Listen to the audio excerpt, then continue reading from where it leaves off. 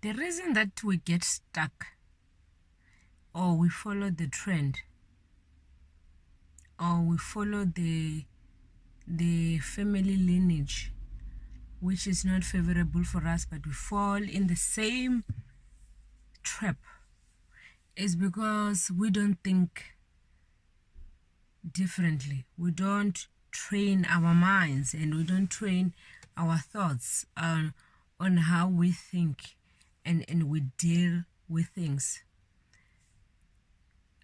You know, I had a deep conversation with a friend over the weekend about the power of your thoughts, the power of faith, and the power of what you put in your mind.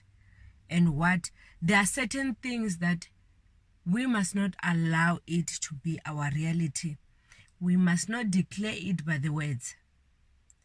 There are people you find that they come from a very poor background, and the person in their mind, no matter if they slept without eating, they tell themselves that this is temporary situation and it's gonna end, and one day I'm gonna be somebody.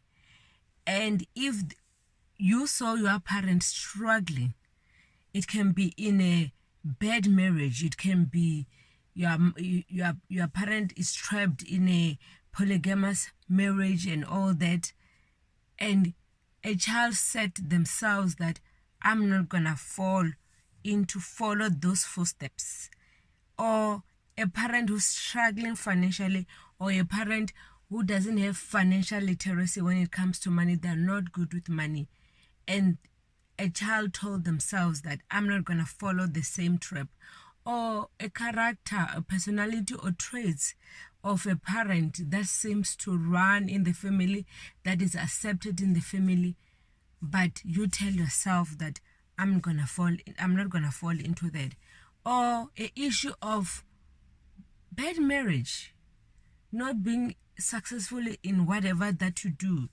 I won't say only education, because reality of life is that education is important because it opens up our mind, but education, it also needs to be a bonus, because education is not enough. These days people are surviving by hustling and having extra passive income and all that. What am I saying? I'm saying that you must decide who you will be. You must decide the path that you are gonna be, you are going to.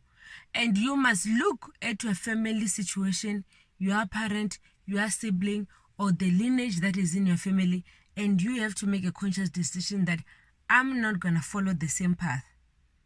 I'm gonna be something different. So whatever decisions that you make, you're gonna make decisions that gonna set you apart, not to follow the same trend. There are certain things that we must not say it with our mouth, and we must refuse to be part of our lives. And we must, because words are powerful, words are spiritual more than we realize. I look around, and truth be told, it's few people who are in happy relationships. It can be in relationships, it can be marriage and everything. If you tell yourself that everybody is like that, people have not experienced faithful partners, people have not experienced partners who are loyal, people are it's too good to be true, it's fairy tale, that's what you're gonna attract. If you, in your mind, you say at certain age, there are no men who are single, all men are married and whatever, you're gonna find yourself attracting men who are married or men who are committed. If you say there are no good men or all men are the same, you're gonna attract this exactly what you declare with your mouth. It's so funny that as human beings we can see other people's experiences and our own experience, whatever, we follow the same path that is going to the dungeon. We don't realize the ways that we feed ourselves. And as much as the background is important, as much as upbringing it plays a role, but it's also the words that we feed to ourselves and we believe and we put it in our minds who we are supposed to be. If you were in a bad relationship and you had 1 or 2 or 3 bad relationships and they didn't work out, there was so much disappointment, and you are like, I'll never be happy, I'll never find someone who will treat me right. You won't find someone who will treat you right, because you have declared it with your mouth. You have put it in your brain. Everything that is good or a good man won't even be attracted to you, because when you get attracted to a man, to a particular kind of man who will mistreat you and all that. I'm not saying only men mistreat women or only men cheat in relationship. Women do it too. It's so that when as a woman you will just talk, but it's a human being nature. I don't want people to take it like I'm saying it's only men who cheat or men who mistreat their partners. It's both. And as parents, you need to teach your kids the power of words. Don't call your child, hey, you with a big head, hey, you stupid, hey, you are slow. Not only the parents, us, the aunts, the grandparents, the neighbors. Never allow somebody to call your child with certain names with a negative connotation. Oh, English, is it the right word? I'm not sure. If I broke it, apologies. The power of the words. Some children will be fortunate enough that the parents are awoke. The parents are aware the power of the words, and they are conscious of the words they feed their kids. They are conscious of what other people say to their kids. But if you don't find that kind of a parent who that's how we grow up, the child will get over it. You yourself as an adult, or when you become conscious, be conscious of the words that you feed yourself.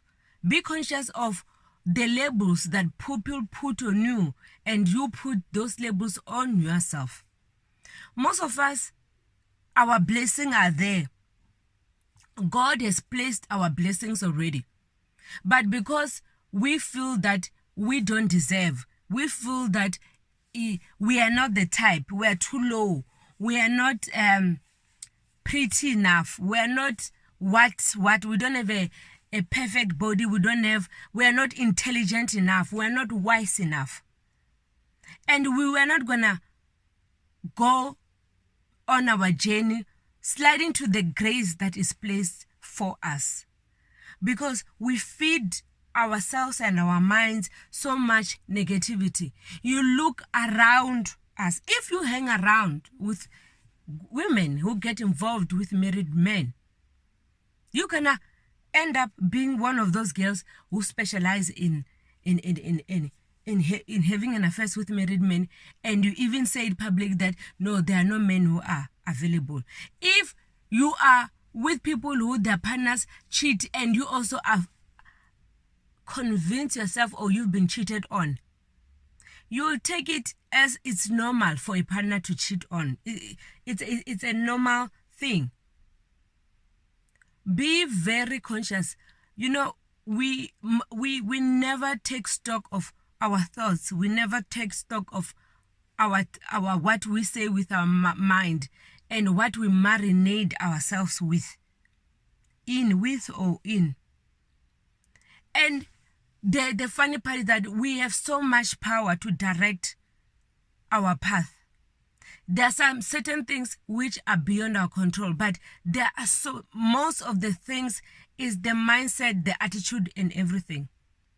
I've never seen a scripture where God undermined someone or thought of themselves as less. You'll be shocked. You are sitting there in a very bad relationship, in a very abusive relationship, and somebody, they move on, they get someone, and you think you are cursed, and you think the other person, they're like, no, I'm not encouraging people to leave their relationship, but I'm saying that when you have accepted the abnormal to be normal, you won't have the wings to move because you think that is acceptable. And you end up thinking that you are cursed. This is what you deserve. This is what you are destined for. Nobody is destined for misery. Life is not going to be easy, yes. But our attitude plays a very important role. The words that we feed our minds, the words that we use to describe others, the words that we use to describe ourselves. When somebody describes you in a way or use words, you need to refuse or don't associate me with that. You need to be conscious or no, I don't like those words that you're using. Don't use that on me. And also yourself, your thoughts. When sometimes you are in your deepest low or wherever that you are in the pit, and the words that you use, you can be going through so much and you're like, what could I have expected? It's me. This is the norm. I expect the disappointment. Your name is not disappointment. Your name is not written misery on the forehead. If you get to understand that and direct your thoughts, and when you see somebody succeeding and when you see somebody doing something well and you said, I can also do it. I can also walk on that path. Most of us, we don't train our thoughts. We don't train the words that we use, especially to ourselves. We've been trained. We've been taught, be kind to others, be respectful to others, be conscious to others, have empathy to others. But we were not taught to be kind to ourselves. We were not taught to speak words of affirmation. We were not taught to speak words of faith. We were not taught to say, you need to stand up and brush yourself. And, it can be like now with Kororo. You hear people complaining about things are bad. But if you say things are bad, things are not going to be bad. Some people are thriving in this Kororo. Just like if there was a world war, wherever the situation that is, or if there's a war in a country, or if you go to a neighboring country, Zimbabwe, you'll find that there are other people who look at the situation and said, how can I take advantage of this situation? So I am saying, let us train our minds. Let us be kind to ourselves.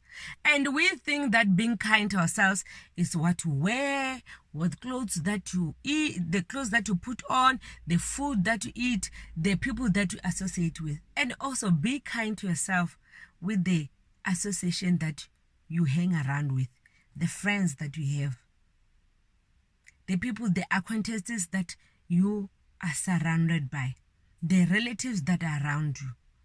What kind of language is used? Which vocabulary is being used there? And one thing I've realized that we are not kind to ourselves is when we see, especially on social media, because all of us who are behind the keyboard and everything, we are easy to attack someone.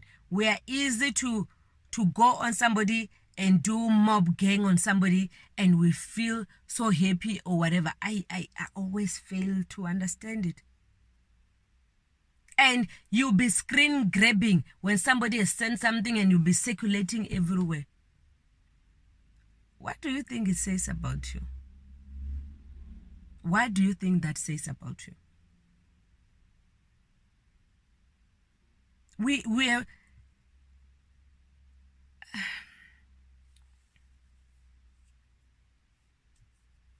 Yeah. All I'm saying is that you need to be kind to yourself. You need to be kind to yourself. Internally, externally, psychologically, spiritual, in every way. The kind of topics that you have, man. The kind of engagement that you have. Which words do you use? The voice that is in your head when you're alone. And the problem is that most of us and most of you are afraid of your own voice. That's why you find that you are even this with the lockdown. You cannot cope with the lockdown because you always want to be surrounded by things, by events, by people, because you have not trained to be a friend with the thoughts in your mind. You have not trained yourself to be to listen and have that conversation with your brain and your spirit there. You are afraid of when it's quiet, what will be here in your mind. You are afraid of that. You are afraid of the thoughts that come when you are sleeping or you are walking alone and whatever.